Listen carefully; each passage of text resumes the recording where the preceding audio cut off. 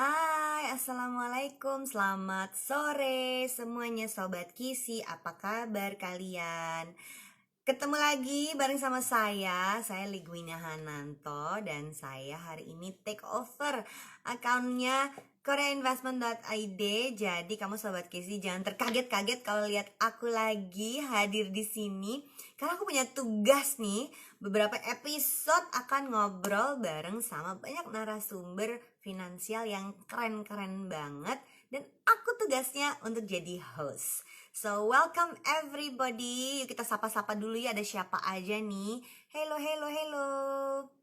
Kali ini udah inget ya, 2 sesi terakhir itu aku ngobrol sama Dani Rahmat, kemudian ngobrol juga sama Samuel Ray. Nah, dua-duanya tuh dikenal di dunia edukasi finansial sebagai influencer, sebagai content creator. Jadi zaman sekarang tuh yang muda-muda tuh emang keren-keren banget, pantes banget kita ajak ngobrol semua di sini IG Live bareng di Korea Investment. Nah, kali ini topiknya agak berbeda. Topiknya tentu saja masih akan bahas saham. Jadi kalian kumpulin pertanyaannya, siap-siap. Jangan nulis di kolom komentar ya, takut nggak kebaca karena banyak banget nih yang nonton.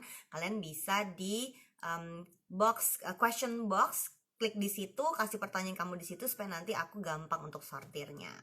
Nah, topik kali ini tuh benar-benar ngomongin tentang agak berat ya. Gimana nih guys? Apakah kita siap bertemu dengan inflasi?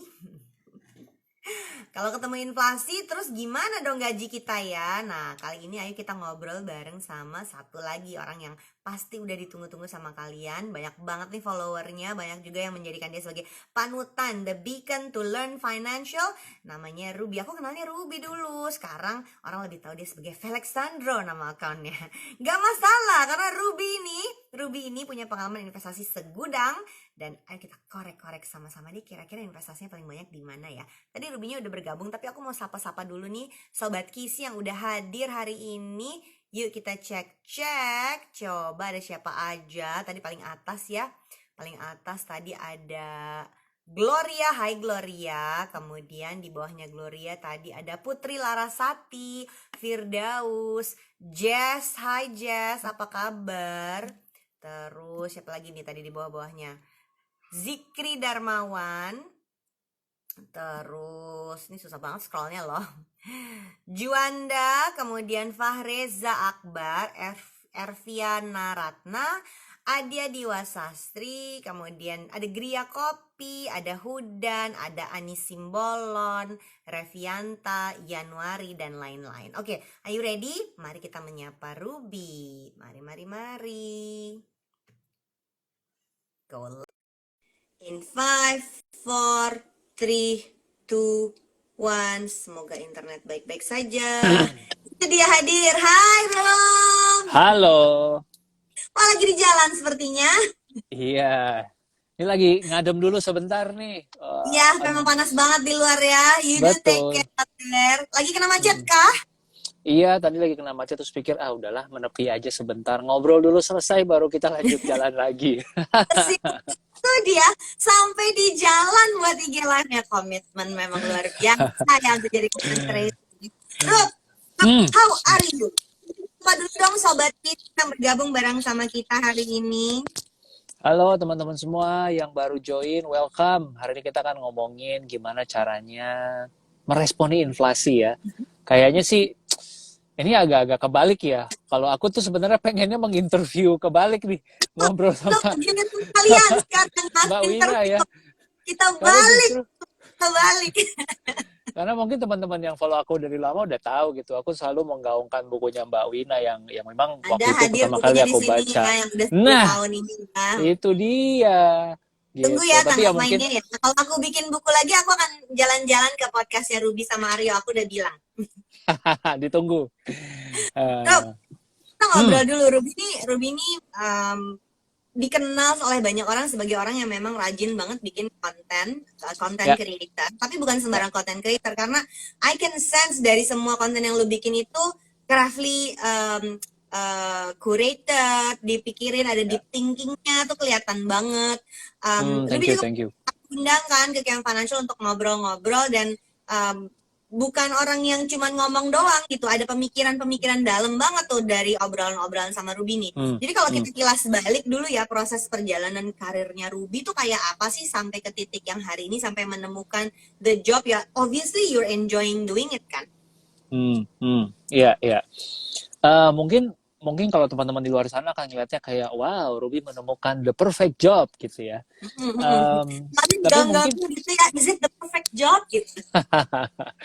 well, tentunya mungkin semua pekerjaan pasti ada bagian yang kita enjoy, bagian yang kita enggak.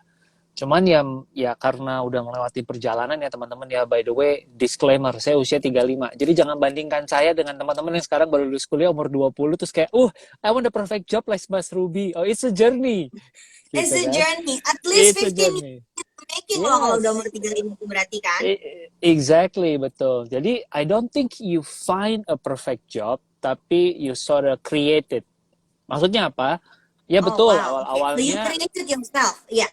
betul. Jadi awalnya benar mencari karena ya apa yang available itu yang pertama kali saya pasti tahu dong. Oh, pintunya yang ada ini aja nih, gitu kan. Tapi ternyata along the way dengan lahirnya sosial media, dengan teknologi yang makin maju, dengan kita yang bisa terkonek dari manapun, kayak sekarang saya di mobil di tengah-tengah antah berantah gitu ya, tapi bisa online sama teman-teman. Itu membuka pintu-pintu baru yang sebelumnya nggak ada, teman-teman. Nah, pintu-pintu baru itulah yang saya maksimalkan, yang saya sebut dengan create your job. Karena sebelumnya belum Oke, ada, tapi sekarang jadi dimungkinkan, gitu. oke. Apa aja sebelum sekarang Ya, kontennya sangat bervariasi ya. ya. Dulu gue ingetnya lu tuh dulu bikin blog tentang makanan loh. Are you comfortable talking about that just a little bit? Karena menurut gue Boleh. itu satu part yang penting dari karir lu. Lu tuh gak datang tiba-tiba jadi Alexander Ruby yang dikenal sekarang kan. Orang tuh mikirnya kayak proof tiba-tiba muncul. Enggak, dia tuh punya latihan 10.000 jamnya tuh udah jalan dulu. Kalau gue sih ngeliatnya gitu ya nggak sih, Bi? Benar-benar Mbak Wina. Jadi mungkin teman-teman yang nggak tahu, 2008 saya itu merintis sebuah blog tentang makanan dan travel. Dan sering jadi Um, referensi aku itu. Terima kasih. Um, Pokoknya waktu itu apa yang lagi hip di Jakarta didatengin deh gitu ya. Terus kalau setiap kali ada kesempatan ke luar negeri jalan-jalan juga bikin reviewnya gitu. Nah, berangkat dari 2008 mulai nulis dan foto, akhirnya saya baru benar-benar berhenti nulis tentang food and travel 2018. Jadi 10 tahun teman-teman saya nulis udah lebih dari 1.000 artikel, sampai di satu titik mungkin kalau dikasih tempe polos aja saya bisa ceritain dengan 200 kata gitu. Menulisnya tuh hatam dong ya 10 tahun ya. Hatam gitu. Nah, jadi mungkin skill yang terlatih itu ya, yang menulis, foto, bikin konten yang akhirnya kebawa sehingga ketika sosial media itu naik kan, Instagram juga baru 2012 kan. Saya juga nggak langsung terjun kok. Dan akun yang teman-teman tonton sekarang ini saya baru 2019 bikin. Jadi ya mungkin karena sudah ada skillnya ke bawah, jadi waktu saya bikin konten ini yang diubah hanya materinya, tapi cara menulisnya itu sudah Teknisnya terlatih. masih udah berjalan sejak 2008 sebenarnya. Benar, benar, benar, benar, benar. Oke. Ruby tuh sering banget ngebahas tentang money mindset. Yes, Nah, boleh jelasin sedikit nggak sebelum nanti kita lebih korek-korek tentang investasi yang lebih spesifik ya? Si money mindset boleh. ini seperti apa sih pentingnya? Terutama Hmm. kan kita Ya, berhubungan erat sama obrolan soal ya, inflasi itu nyata di depan mata. Di benar, Indonesia inflasinya meningkat, udah jelas benar. meningkat. Mungkin kalau kamu penghasilannya cukup besar nggak gitu kelihatan, tapi dengan harga bensin aja bergejolak udah pasti walaupun nggak direct sama kita, Ya, tapi eh, apa ya lalu lintas barang tuh pasti akan kena dampak dong gitu kan. pasti, pasti. Di luar negeri tuh udah lebih rame duluan tuh di Benar. Eropa dengan ada perang di Ukraine itu harga tuh udah naik duluan. Nah, di kita nih menuju ke sana dan udah mulai ada indikasinya.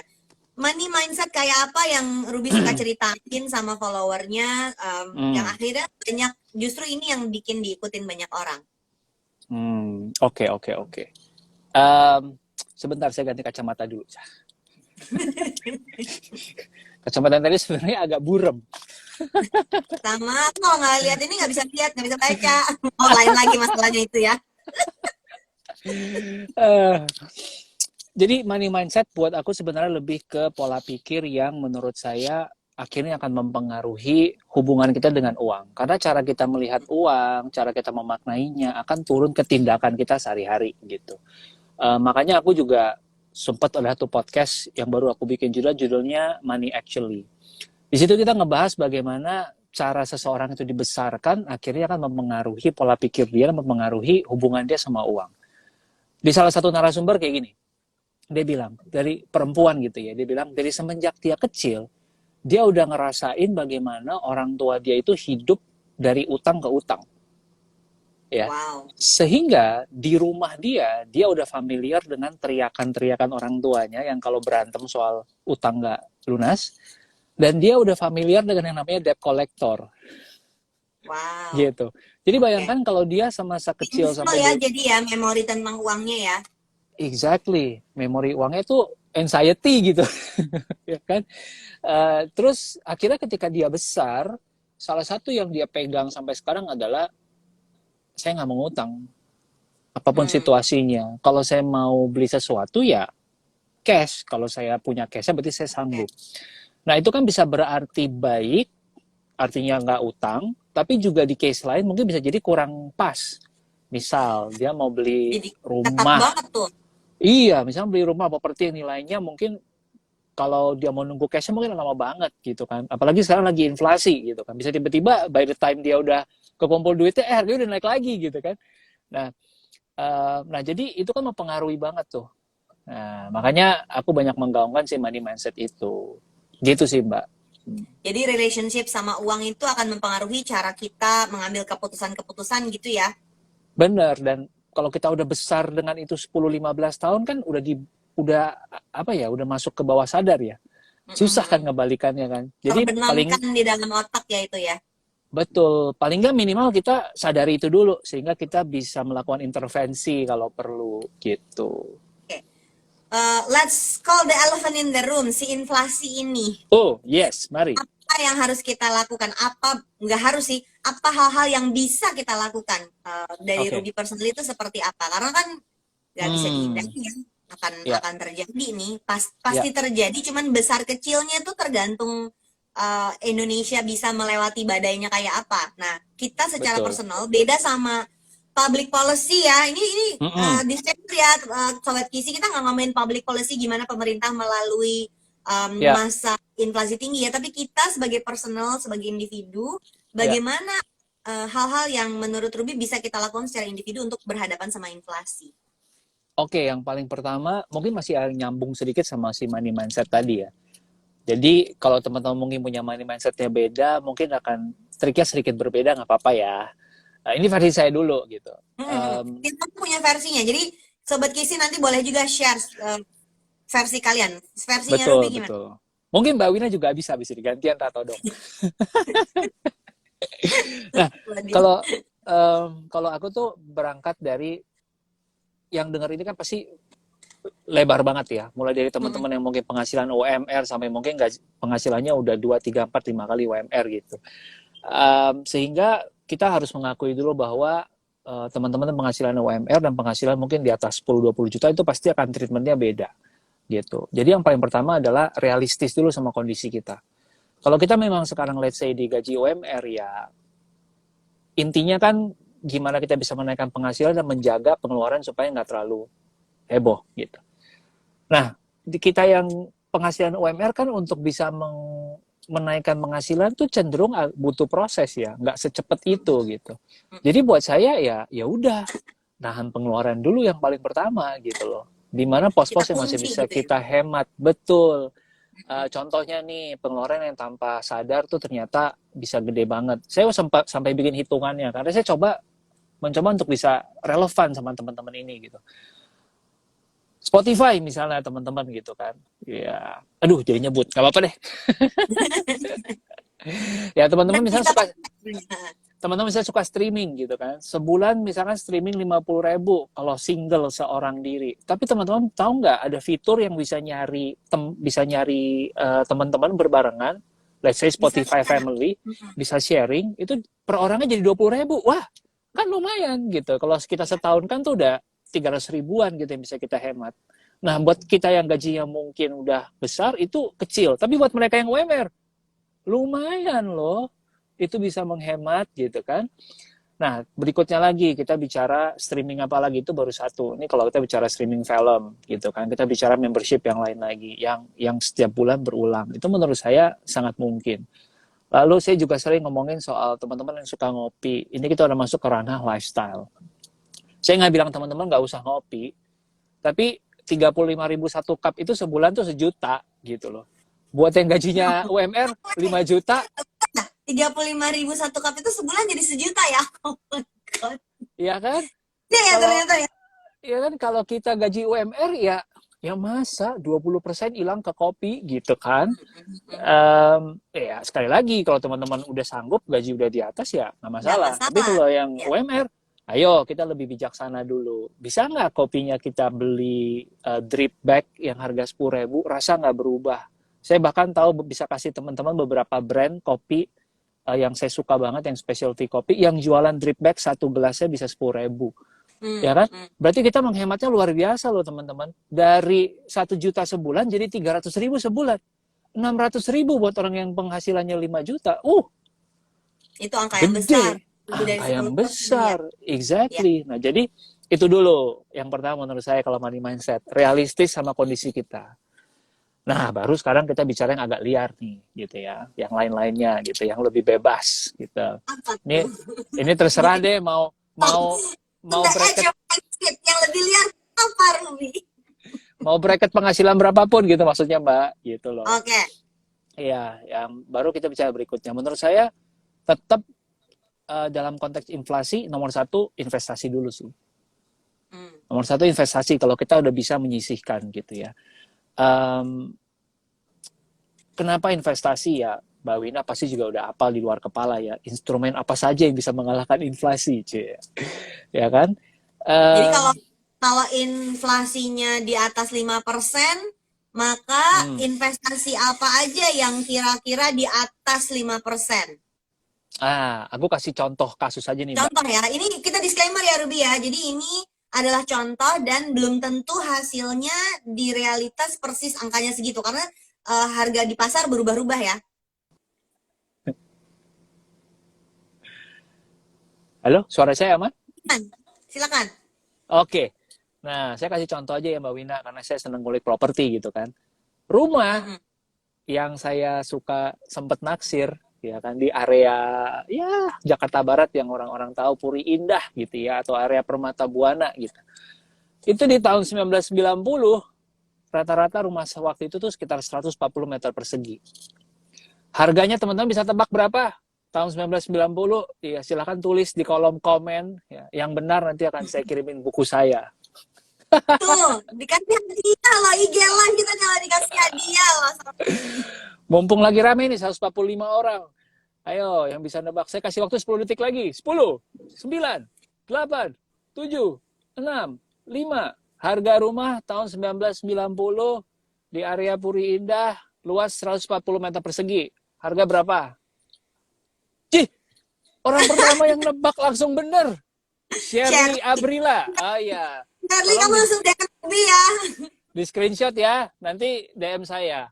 Bener teman-teman. 50 juta rupiah. Ya.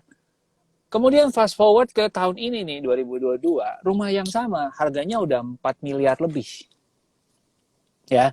Jadi teman-teman bisa kebayang, dalam kurun waktu 30 tahun, harga rumahnya naik 80 kali lipat. Itu berarti berapa tuh, Mbak? 8.000%. Ya kan? Nah, saya nggak bilang teman-teman hari ini langsung beli rumah gitu loh. Cuman itu kan keputusan yang jangka panjang banget. Tapi kalau memang lagi butuh, sudah ada dananya, ya mungkin itu salah satu cara kita untuk proteksi nilai aset jangka panjang gitu.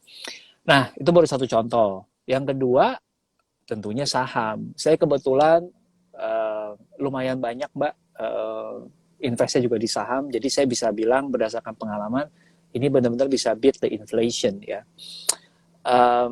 Ada salah satu saham yang saya suka banget, ya saya nggak sebut brandnya lah ya.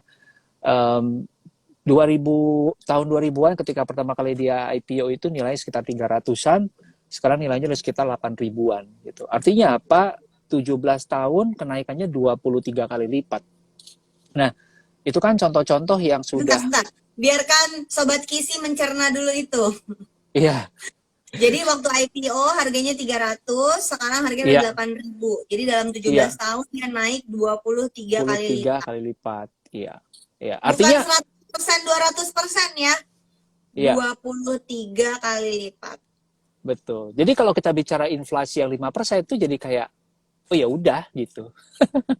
Ada sense of optimism yang nyata gitu jadinya gitu loh, Bi. Kan orang sering mikirnya, aduh inflasi Hmm, ya udah kita jadi victim aja gitu. Dan ini kan jadinya mindsetnya terbentuknya gitu kan ya, berarti kan money mindset bener. bentuk untuk ya udah victim aja, nggak bisa apa-apa. Tapi kalau kita dengar-dengar cerita kayak gini kan jadinya, oh ternyata ada ya hasil investasi Mm-mm. seperti itu, walaupun nggak pasti dan nggak dijamin, bisa minus juga.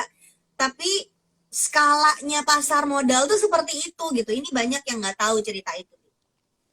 Benar sekali Mbak. Thank you udah raise that issue ya. Tentunya ya teman-teman dari ratusan emiten yang ada, kita harus pinter-pinter juga untuk menganalisa dan memilih mana yang memang kita rasa punya potensi, manajemennya baik, profitability-nya bagus, kemudian dia juga apa namanya, apa ya bahasanya ya, kalau saya bilang ya, uh, efisien capital allocation-nya, kemudian utangnya juga terukur gitu ya, masuk akal gitu kan. Ini kan berarti Berarti potensi-potensi belajar perusahaan, analisis ya, Di. Mau nggak mau, nggak betul, bisa mau cuman nggak mau, "Yaudah, ikut aja bener. siapa ikutan gitu, nggak bisa gitu ya, Iya, nggak bisa jadi kaum jadi follower aja nih. bener. Jadi teman-teman jangan hitung kancing ya atau cap cip cup ya. Aduh, nama gua Ruby, gua mau pilih emiten yang depannya R R. juga. Ah, lucu banget. Kalau enggak bintang gua Libra, gue mau cari perusahaan yang Scorpio karena matching gitu. Nggak begitu guys, Caranya. nggak gitu. Uh, Hashtag nggak gitu mainnya gitu ya. iya nggak gitu mainnya. Tapi percayalah, saya juga baru benar-benar full, maksudnya benar-benar bisa dibilang secara mental, mindset dan aksinya secara dana benar-benar all out di saham juga mungkin baru 3-4 tahun terakhir gitu. Sebelumnya juga saya nyicip-nyicip sedikit-sedikit karena belum terlalu paham kan. Tapi ya Oke, namanya proses belajar kan gitu. Mm-mm. Mm-mm. boleh. Itu kata-katanya Ruby barusan menimbulkan pertanyaan buat aku, tapi sebelum Ya, kita masuk ke pertanyaan yang timbul dari aku, mau nanya ya, dulu, apa sih bedanya Ruby yang hmm, sekarang umur 30 lebih dengan ya, Ruby yang umur 20-an?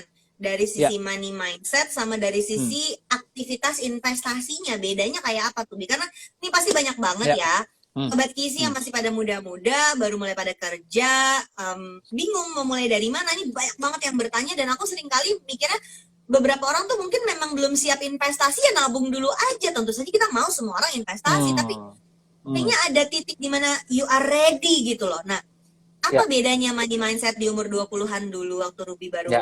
mulai-mulai sama sekarang di umur 30-an lebih plus Nah, aktivitas investasi yang berbeda apa?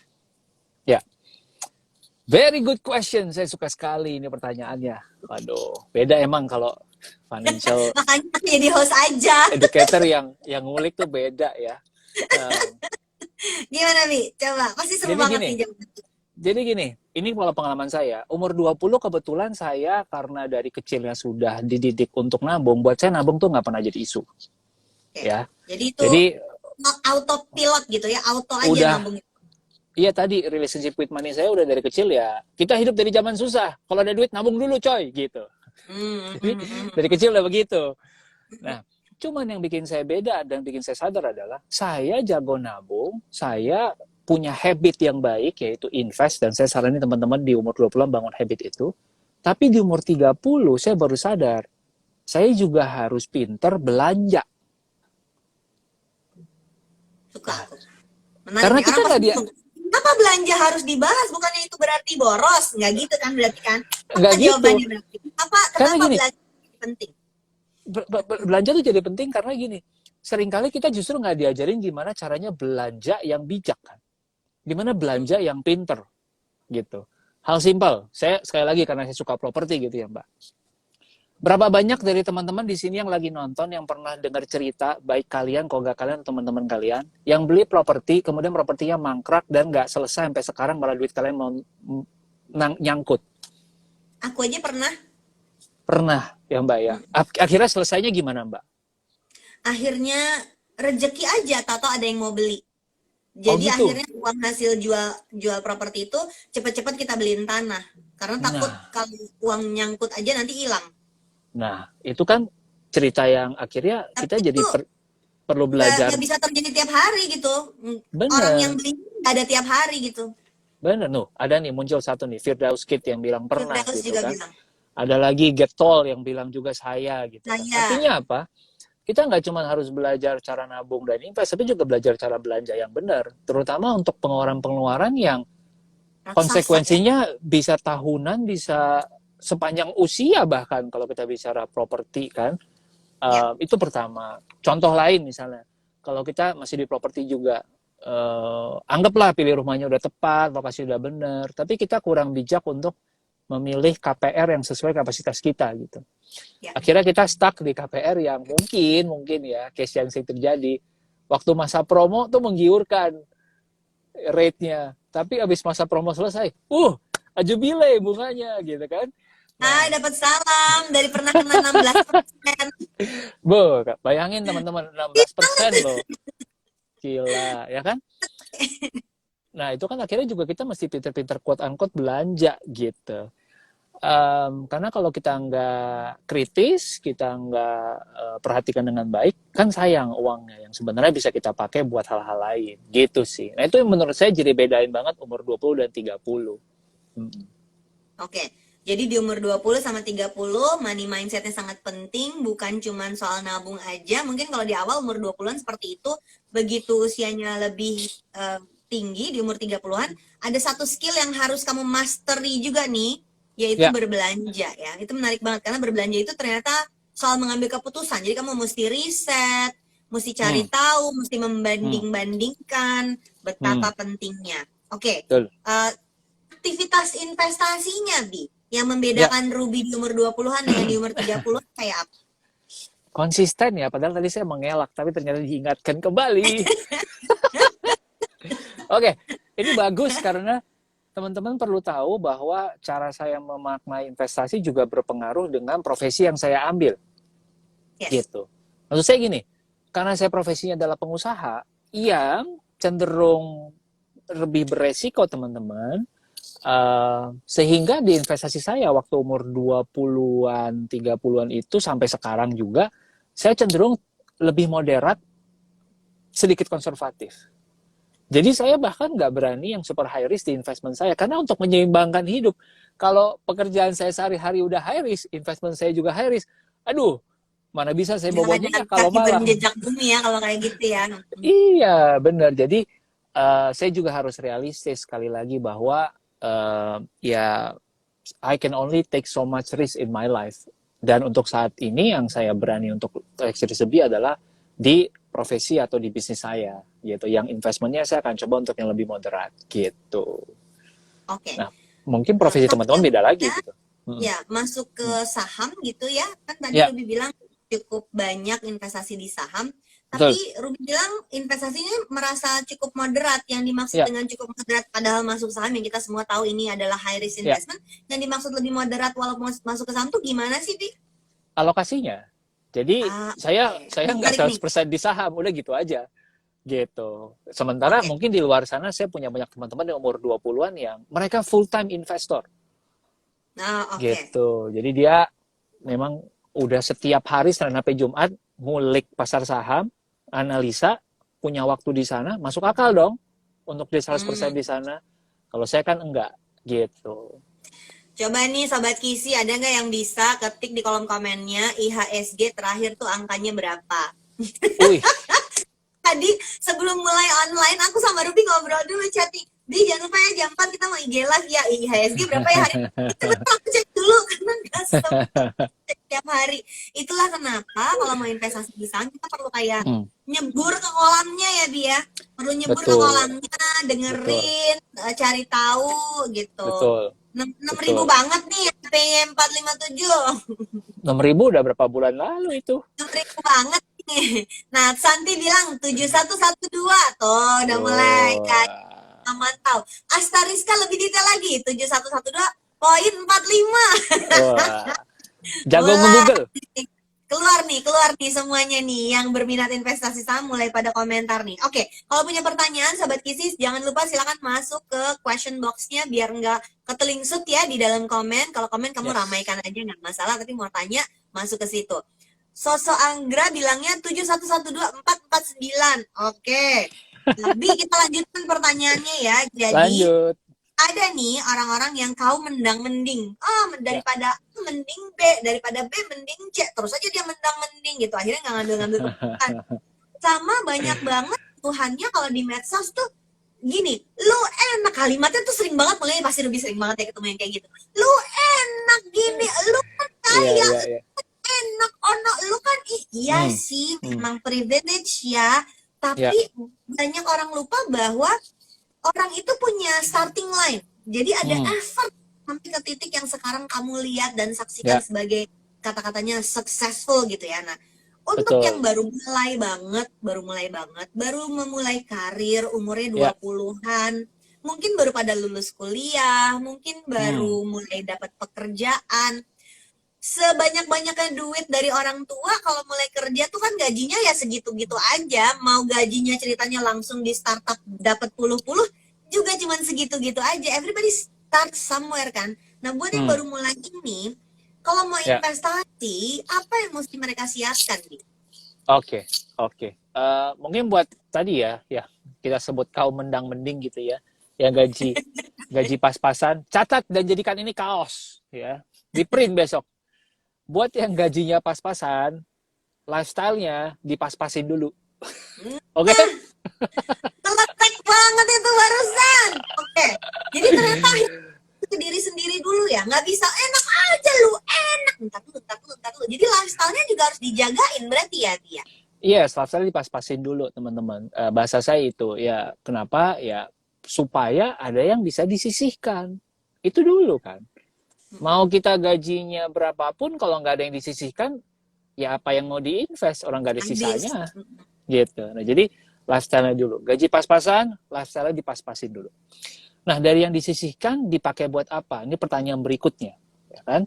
Kalau saya di usia 20-an dengan gaji pas-pasan, yang saya lakukan waktu itu adalah saya pakai buat upskill, yaitu belajar skill-skill baru yang akan kepake di tempat kerja saya sekarang, yang bisa menaikkan potensi saya dapat promosi. Ya dong, Oke. karena kalau saya dapat promosi, ya penghasilan saya naik, gitu, yang bisa saya sisihkan lebih banyak, gitu. Kemudian yang kedua, dari yang disisihkan, kalau masih ada, saya pakai buat upgrade diri. Belajar skill-skill yang mungkin nggak langsung kepake di kerjaan kita, tapi punya potensi untuk kontribusi langsung ke penghasilan tambahan.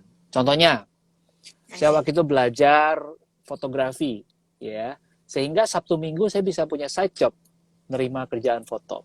Oke? Demi punya extra income-nya. Demi punya extra income gitu. Atau kedua, public speaking, supaya saya bisa waktu itu belajar bikin konten, menjadi kreator atau menjadi pengajar, ya kan? Jadi menurut saya dua itu dulu, teman-teman. Sorry, tiga itu dulu. Ya, buat gaji pas-pasan, lifestyle dipas-pasin, Hmm. sisihkan buat upskill supaya kita bisa promosi. Yang kedua, upgrade skill yang di luar kerjaan kantor Untuk tapi bisa future menghasilkan future income. extra income. Exactly, gitu. Jadi nggak ada kata pas-pasan. Kalau memang pas-pasan ya memang harus dinaikin ya. Berarti karirnya Yoi. harus bergerak ya. Betul, betul. Ya, kalau nggak kalian bergerak, cari pasangan yang kaya. Tolong jangan didengerin yang barusan itu, tapi sebetulnya memang begitulah jalan keluarnya. Bahkan kalau mau kayak gitu pun kita harus upgrade diri loh. Ya belum Betul. tentu kita gimana? Belum tentu. Minimal kita mindsetnya tepat gitu kan. Wah, ya kan? Gitu. Nanti ngobrolnya nggak nyambung kalau Ngomongnya kitanya. nggak nyambung. Kita pakai only Ricky nonton nih, Bi. Iya, Teman kita cocok nih, nih. Hai Ricky, Hai Putri, pada ngetawain tuh. Ternyata netizen bisa ya ikut ketawa bodoran yang barusan. Gue udah tegang Aduh. takut dimarahin orang. Enggak lah, mereka tahu bercanda. Kan Enggak, mereka tahu ini pinter-pinter yang bercanda. pinter-pinter yang follow Korean investment nih. Heeh. Oke, sekarang tujuan investasi jangka panjang nih ya. Hmm. Mungkin mungkin buat yang umur 20-an dan 30-an itu kecepetan ngomongin dana pensiun rasanya. Banyak yang nggak menarik. Justru aku merasa Ya, zaman dulu umur 20-30 ngomongin dana pensiun tuh semuanya yang nggak usah lah, lewat aja gitu. Tapi ya. sekarang aku malah merasa si umur 20-30 ini lebih tertarik untuk bahas dana darurat, dana pensiun, Hmm. lebih tertarik. Hmm. Hmm. Apa sih yang mesti disiapin untuk pensiun dan kayak apa effortnya Ruby buat nyiapin pensiun? Walaupun ya mungkin definisi pensiunnya bukan berhenti kerja ya, definisi pensiunnya bukan kayak Hmm. gitu ya. Tapi kan Ruby Hmm. sering bahas tentang FIRE tuh. Nah, Ya, cara itu apa yang sedang disiapkan? setuju banget pertama-tama Mbak Wina. Buat aku tuh pensiun itu bukan berarti kita lantas ongkang-ongkang kaki ngapa-ngapain ya. Karena tinggal tunggu waktu Ih, aja kita jangan, nanti akan awet muda. bosen. Bener, lihat tuh Mbak Wina kayak Ini selalu sih perawat glowing. beda lagi. Heeh. Beda Karena lagi ini beda. aktivitas terus kita tahu nih lari ini sering nih kan. Heeh. Lampu ini lampu. Oh Ini lampu. lampu. Saya kira rahasianya dua kalau Mbak Wina kayaknya nih. Lari sama Sama banyak duit ketawa. Oh, sama duit tiga bener. 3. Ya. Oke, apa nih Oke, biar biar semangat menyiapkan si FIRE, yes, financial yes. independence, retire early, yang kayaknya buat anak-anak umur 20-30-an tuh ini hits banget nih topiknya. Iya benar-benar. Jadi kalau bicara dana pensiun saya pribadi untuk saat ini karena di usia 30-an dan dengan profesi saya sekarang, ya kan sebagian itu saya taruh di saham. Karena menurut Hmm, saya ini masih 10, 15, 20 tahun lagi gitu baru akan mungkin saya oke. pindahkan ke instrumen yang mungkin lebih cenderung lower risk, misalnya ke obligasi gitu yang udah pasti akan dapat kupon sekian gitu kan. Tapi itu nanti kalau memang udah memasuki usia pensiun gitu yang 50-an 60-an gitu. Tapi sekarang ya menurut saya karena saya juga masih dapat active income ya udah saya maksimalin dulu returnnya selama ini di saham. Simpelnya sih gitu sih Mbak, nggak ada yang terlalu sampai ternyata Ruby mempunyai sebuah resep khusus, nggak ada. Menurut saya semuanya sama Semua gitu, simple-simple ya. simple. Setiap kali ada sesuatu, ada dana lebih, dapat rezeki lebih, masukin langsung split ke investmentnya, sebagian ke saham, sebagian ke yang lain yang saya taruh gitu aja Oke, udah. kayaknya strategi ini penting untuk dibahas nih. Pasti Ya. Sobat Kisi, karena kalau di Korean Investment kan diajakin untuk ajak teman-teman kamu untuk buka account dan kemudian investasi saham nih. Hmm. Nah, kalau mau melakukan itu, yang Ruby lakukan tuh strateginya tuh kayak apa? Apakah misalnya opsi pertama setor sedikit-sedikit tapi rutin, misalnya Ya. mampunya sejuta, yang penting jadi di rekening RDN itu masuk tuh Ya. sejuta-sejuta gitu. Ataukah tipe yang bulan ini ada 10 juta masuk, bulan depan mungkin enggak, tapi bulan berikutnya lagi 5 juta gitu. Yang mana yang biasanya Ruby Ya. lakukan?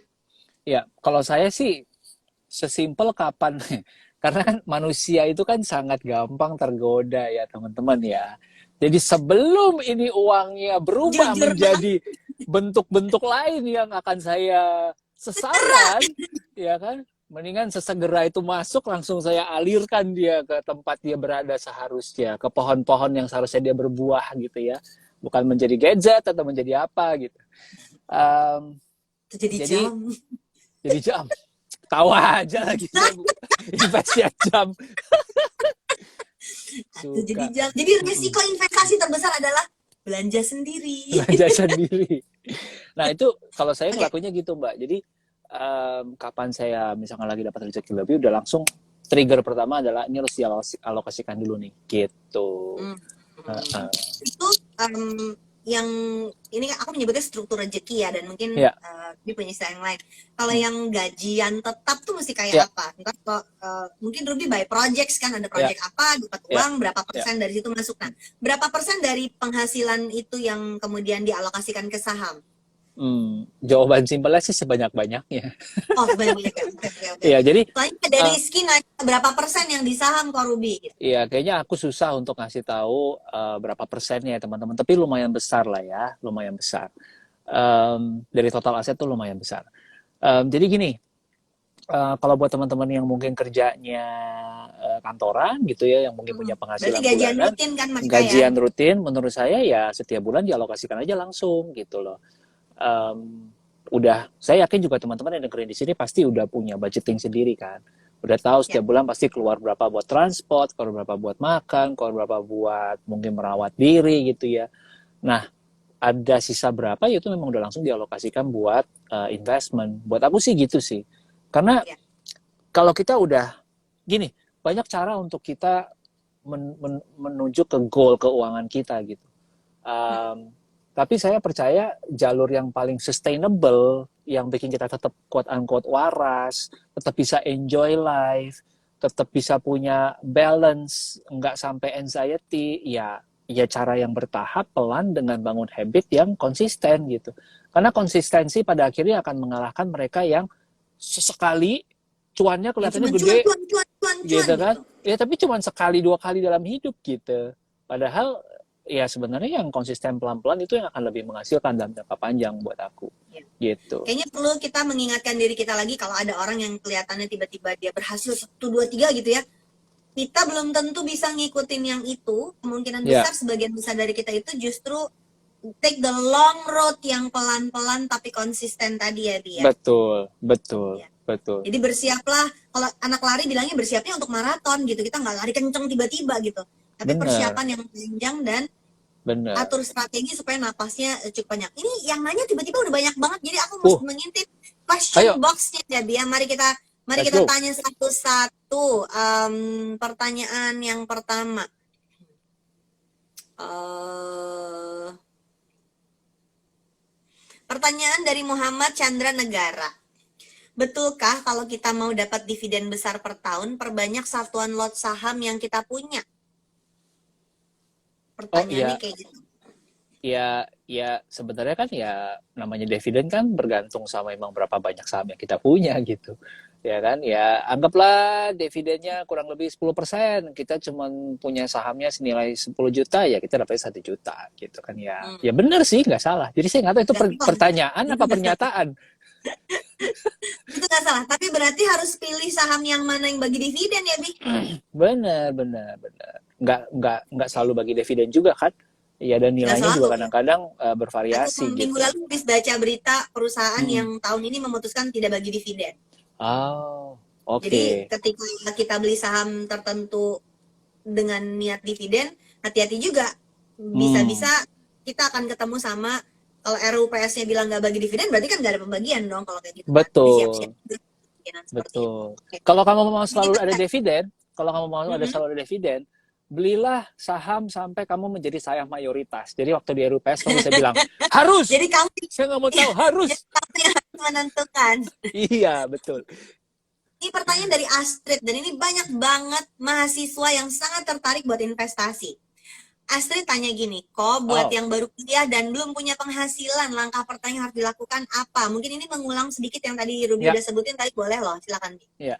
Menurut saya penghasilan zaman sekarang itu sudah sangat terdemokratisasi. Artinya apa? Kita tidak melulu harus punya ijazah kok untuk menghasilkan uang. Kita tidak melulu harus punya gelar, kita tidak melulu harus sekolah dulu untuk menghasilkan uang gitu.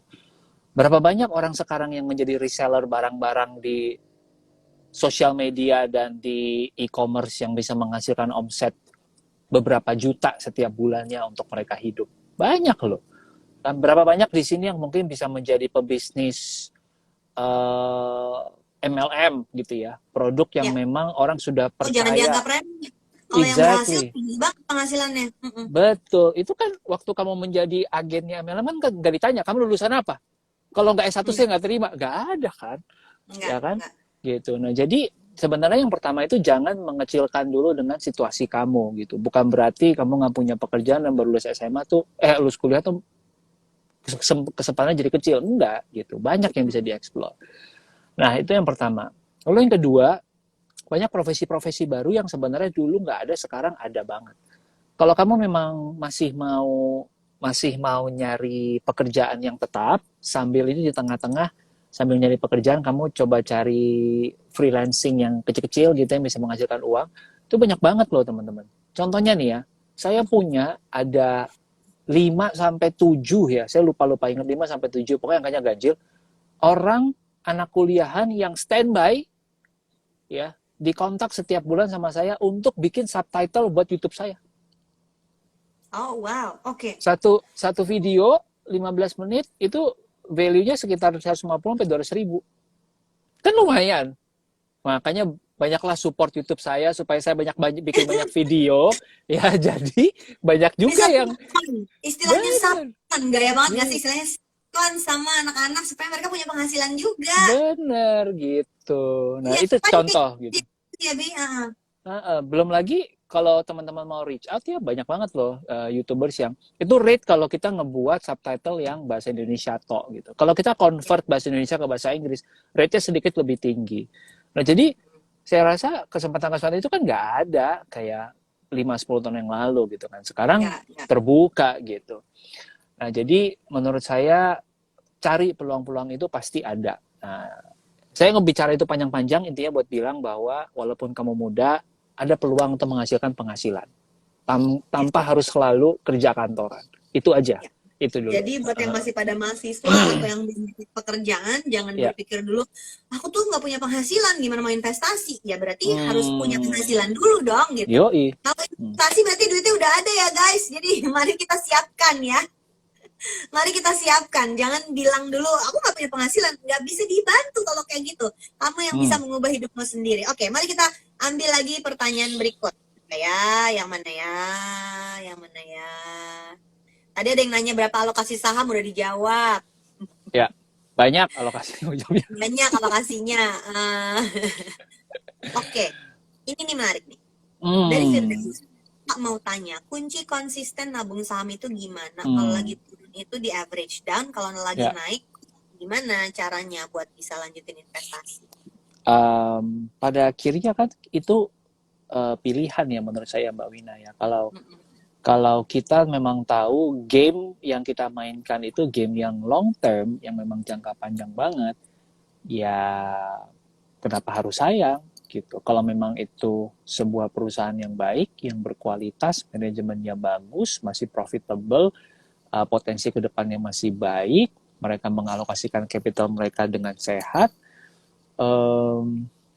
saya nggak ngerasa bahwa kita juga harus merasa sayang gitu. Kecuali kita sifatnya bukan invest saham tapi trading saham gitu yang emang. Oh, itu gamenya beda lagi ya, Bia? Gamenya beda lagi. Kita ngelihatnya cuma mungkin hitungan jam atau hitungan hari. Nah, baru. Bahkan detik. Begitu. Nah, itu mungkin kita nggak terlalu pusingin kualitas perusahaannya berarti kan. Nah, itu kan analisanya masing-masing lagi kita. Nah, jadi temukan dulu kamu memangnya mau fokus di game yang mana, yang trading atau memang yang investing long term gitu. Itu dulu sih. Menurut saya kalau itunya clear, saya rasa pertanyaan kamu tadi juga terjawab dengan sendirinya gitu. Ini ada pertanyaan titipan dari tim Korean Investment. Gimana sih caranya belajar investasi saham menurut Ruby? Saya nggak tahu di Korean Investment ada nggak sih kelas-kelas buat belajar saham gitu? Nanti kita cari tahu sama Qmin-nya ya. Iya. Aku tahu Bursa Efek Indonesia menggelar kelas-kelasnya. Nah, ada itu banyak bisa banget khusus di sana ya. Betul, bisa mulai dari sana tuh. Atau mungkin nanti todong aja nih miminnya coins. Mana tahu bisa dibikin kelas ya. Mana tahu. Misalnya kita muncul off air ya. Iya, gitu. Ya kan? Lumayan. Belajar dari mana berarti mulainya dulu mulainya gimana? Kalau aku sih pertama memang jujur terekspos sama saham itu karena mulai dari reksadana saham. Bertahap ya. Habis itu dari situ mulai ngulik, kenapa sih ini mereka membelinya saham-saham seperti ini gitu. Oke, mulai dipelajarin gitu. Abis itu ya aku masuk ke beberapa kelas-kelas. Kayak kalau teman-teman tertarik ya bisa nge-DM aku lah. Aku ada beberapa teman-teman yang emang juga mereka ngajarin soal investasi saham. Ya track record-nya terbukti lah, gitu, teruji. Mereka udah lebih dari 10 tahun gitu.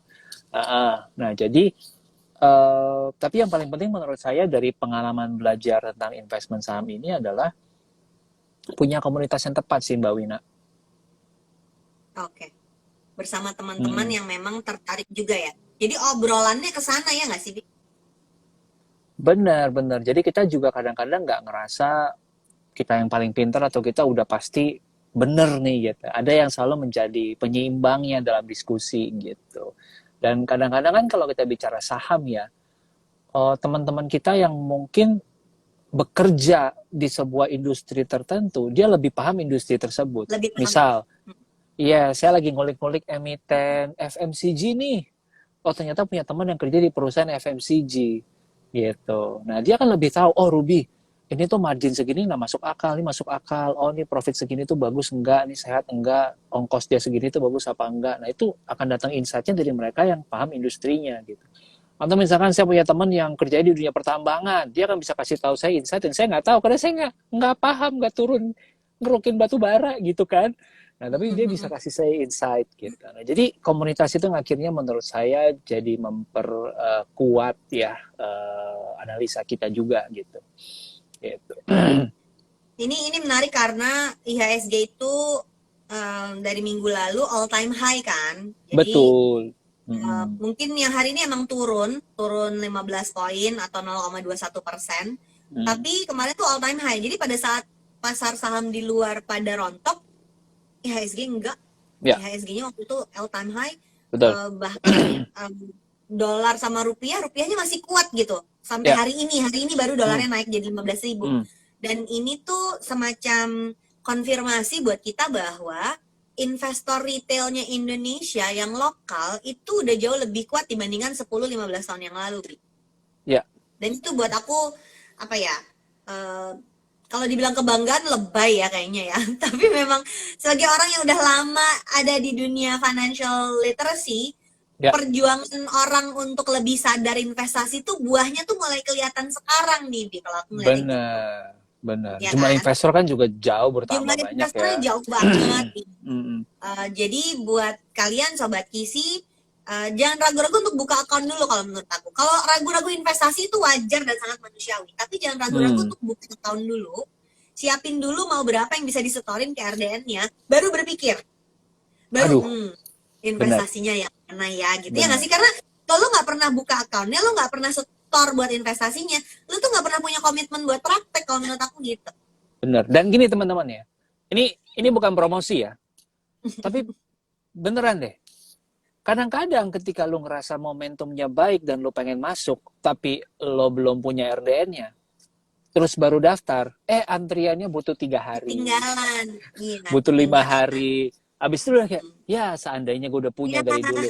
Karena kan lu bikin tuh nggak ada cost ya gitu, nol gitu loh. iya. Ya kan? Terus kenapa mesti ditunda? Ya bikin dulu aja. Kayak punya paspor gitu loh Mbak. Ya, banyak Iya. nggak sih orang yang Manifestasi mau jalan-jalan ke mau luar negeri bikin betul. paspor dulu banyak cincang gitu. Bener, bikin paspor dulu. Karena banyak orang yang ketika kesempatannya datang, malahan nggak punya paspor, jadi nggak jadi berangkat. Gitu. Jadi Nah, ini ya, penting nih. kalau bicara Buka investasi, account punya dulu. pasportnya dulu. Ya. Nah, kalau di Korea Investment, aplikasinya namanya Coins. Jadi kalian cobain kalau kalian mau ikutan. Dan ini Ya. menarik banget karena it cost you nothing to open an account. Mau setornya juga bisa minimum. Nggak harus transaksi besok lusa ya, nggak harus. Boleh berpikir dulu sesudah itu, tapi Ya. ancang-ancangnya dimulai dulu. Ibaratnya kita mau belajar berenang, sebelum nyelupin kaki ke kolam, pakai dulu tuh baju renangnya, siap-siap dulu. Karena kalau kita Ya, nggak ya. bisa mulai. Nah, Benar. nih, betul bikin dulu. Jadi beli begitu IHSG merah dalam, dia mau masuk. Nah, ya kalau nggak buka akunnya gimana mau masuk ya kan? Penting Iya. banget ini. Mm-mm. Oke, tambah lagi nih pertanyaannya ya Bia, ini menarik nih.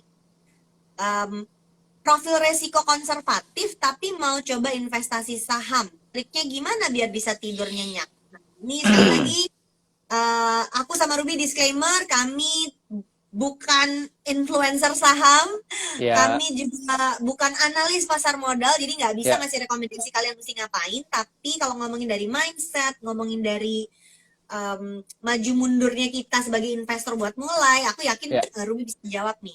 Tadi apalagi Hmm. Ruby sempat ngasih informasi kalau dia cenderung lebih moderat, tapi Ya, tetap investasi di saham. Artinya ya, kan berarti komposisi total investmentnya tidak di saham semua. Nah, ini kalau buat yang betul. profil lain nih, profil yang konservatif, profil yang moderat, profil yang agresif, beda-bedanya untuk masuk saham kayak Ya, mungkin mungkin saya kasih ilustrasi yang simpel ya. Konservatif buat teman-teman tuh kayak gimana sih? Coba kalau hmm, diartikan dalam bentuk, definisinya bisa beda-beda ya. ya, saya kasih contoh misalnya. Apakah konservatif buat teman-teman tuh kayak gini? Kalau misalnya gua naruh duit gua di saham, terus nilai nilai yang gua taruh ini sama dengan penghasilan gua setahun. Terus kalau tiba-tiba hilang setengahnya, gua masih bisa tenang nggak? Tenang dalam arti yang gini, ya udah kan itu penghasilan setengah tahun ya, gue kerja lebih lama setengah tahun gitu, ya dong, Menarik. gitu. Apakah itu konservatif buat teman-teman? Nah itu dulu. Nah kalau buat itu teman-teman konservatif, oh ya udah, berarti ancang-ancangnya mulai dari situ tuh, ya penghasilan gue setahun dulu deh. Karena turun 50% pun buat gue masih ya udah, sejelek-jeleknya kalau yang 50%, ya kerja setengah tahun lagi nggak apa-apa lah gitu, right? Misal gitu. Nah, teman-teman bisa pakai ukuran teman-teman masing-masing, tapi itu menjadi pemantik aja buat teman-teman untuk mulai, oh gitu juga ya, bisa juga ya cara mikirnya gitu ya, gitu. Nah, jadi balikin ke diri kamu sendiri. Tadi menarik banget. Jadi Ruby ngajakin kamu ngitung penghasilan kamu berapa. Kali 12 ya. Berarti kalau setahun kali 12 ya. Betul, tinggal 13. Berapa Ada sama 13 ya. Ada THR. Kita THR. anggap bonus ntar dulu ya. Termasuk Iya, THR nih. Gaji betul. disetahunkan. Ini Iya, kalau uang segini hilang, berapa persen yang kamu anggap konservatif nih, yang siap nih? Karena iya, tiap itu akan beda-beda definisinya ya. Ada yang betul, definisinya nggak kayak gitu ya, ada yang definisinya konservatif artinya aku nggak mau uangku hilang sama sekali. Nah, itu akan beda-beda betul, lagi. Tentuin seperti betul. itu. Aku pernah ngitung sebenarnya, Di. Hmm, Bahkan yang paling konservatif pun, kalau dia nggak investasi di saham, maka uangnya tuh bertumbuhnya tuh pelan banget untuk bisa pensiun 20-30 tahun lagi. hmm, iya, Sehingga sehingga yang kayak gini konsekuensinya adalah nabungnya harus banyak banget. iya, Ini kan benar, keputusan konsekuensi ya. betul, Kalau menolak di saham nggak apa-apa, nggak investasi di saham tuh nggak dosa, nggak gitu ya, bebas kok gitu. Tapi ada konsekuensinya. Kalau iya, kita tidak mencoba investasi di saham, maka kita harus nabung jumlahnya besar banget. iya, Tapi kalau betul, kita mau mencoba di saham, takut itu wajar. Maka setornya jangan banyak-banyak dulu, dikit-dikit aja dulu, biar kita ngerasain icip-icip. betul, betul. Setuju banget, Oke, setuju banget. Bi, berapa nominal pengalaman Ruby pertama kali investasi saham yang sifatnya icip-icip? Ingat nggak dulu? Apa lo langsung masuk bikin portofolio? Enggak juga sih, dulu masih hitungan di bawah 50 juta lah, mungkin ya dulu ya. Heeh. Saya, Angkanya kecil-kecil ya. ya, waktu itu bicara 50 juta itu mungkin apa ya? eh Sebuah angka yang tadi yang saya bilang angkanya moderat buat saya gitu. Kayak Ya, kalau saya balikin ke kalau masing-masing berarti nyari angka itu ya. betul, waktu itu bahkan saya mikirnya kalau hilang semua, saya juga masih nggak apa-apa gitu. Ya, ya, ya. Ya. Mm-mm. Mm. Sehingga rasa takutnya tuh bisa dikendalikan. Betul. Dan lucu aja teman-teman ya. Uang itu nggak hilang malah. Yang Iya. ditakutkan kan ternyata malah nggak hilang. Nggak terjadi gitu, nggak terjadi. Gitu. Tapi at least kalau kejadian kita nggak sampai nggak bisa tidur, kepikiran gitu kan. Iya. Gitu. Dan mungkin catatannya gini ya Mbak, tadi kita belum sempat bahas. Mungkin buat teman-teman yang mau invest di saham juga saranku dana-dana yang lainnya sudah aman dulu. Kalau Mbak Wina kan penggiat dana darurat nih, Ya, ya penggiat kan? Gitu, kayaknya udah ada jadi itu campaign dulu. sendiri tuh ntar. Nah, jadi itu udah ada. Mungkin juga buat beberapa orang pengen amannya udah punya proteksi dulu. Ya kalau yang udah kerja kantoran sih harusnya udah ada insurance, saya harusnya aman gitu ya. Atau minimal BPJS. Nah, baru kita bicara si investment Investasi. ini gitu. Mm-mm. Itu jadi closing yang cakep banget dari Ruby. Mm-mm. Artinya seru investasi, semangat investasi. Tapi kalau dirinya sendiri nggak disiapin ya gimana mau mulai kan? Jadi Betul. cek dana darurat kamu, cek proteksi kamu, cek kemampuan investasi kamu, abis itu buka aja dulu akunnya supaya kamu punya jalan menuju ke investasi saham kamu. Terima kasih buat semua Sobat Kisi yang sudah bergabung. Sampai juga nih di akhir sesinya. Ingat ya Sobat Kisi, jangan lupa ikutin informasi lebih lanjut mengenai kompetisi. Jadi ada kompetisinya di ternyata nih. Waktumu ajak teman. Jadi kita mau ngajakin teman-teman di sini. Sobat Kisi ngajakin teman-temannya karena ada hadiah-hadiah menariknya. Terus pantengin di Instagramnya koreainvestment.id. Terima kasih Alexandra Ruby. It's always a pleasure talking with you. Semoga kita ketemu lagi di lain kesempatan. Sampai jumpa di IG Live selanjutnya. Saya Ligwina Hananto bareng sama Alexander Ruby. Thank you banget Mbak Wina juga untuk ajakannya dan Korean Investment. Teman-teman, selamat bikin pasport untuk investasi. Pamit dulu, jangan lupa buka akunnya ya. Selamat sore, bye-bye. Dah.